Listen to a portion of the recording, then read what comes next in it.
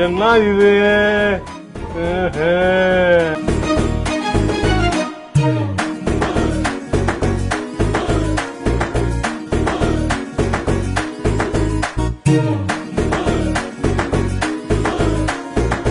எதே நமக்கு கல்யாணம் ஆயிடுச்சா? நம்பவே முடியலையே.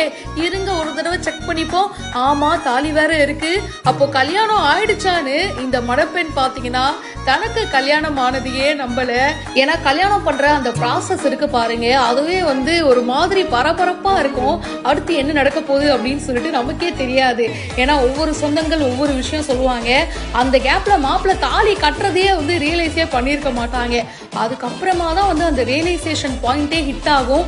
என்னது நமக்கு கல்யாணம் ஆயிடுச்சா அப்படின்னு சொல்லிட்டு அந்த மாதிரி தான் இந்த பொண்ணுக்கும் ஆயிருக்கு அப்படின்னு நினைக்கிறேன். தாலியை உத்து உத்து பாத்துக்கிறாங்க. ஓகே, நமக்கு கல்யாணம் ஆயிடுச்சு அப்படின்றத ரியலைஸ் பண்றாங்க.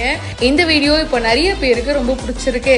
மரியாஸ் சாக்கோ கேர்ள் அப்படின்றவங்க இந்த வீடியோவை ஷேர் பண்ணியிருக்காங்க.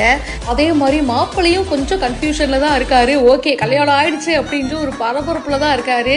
பின்னாடி இருந்து சைட்ல இருந்துன்னு ஆளாளுக்கு ஒரு கமெண்ட்டை சொல்லிக்கிட்டே தான் இருக்காங்க.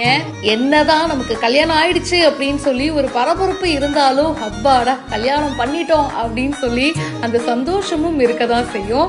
இந்த வீடியோ பத்தின உங்களுடைய கருத்துக்களை ஷேர் பண்ணுங்க. இப்பவே பிஹைண்ட்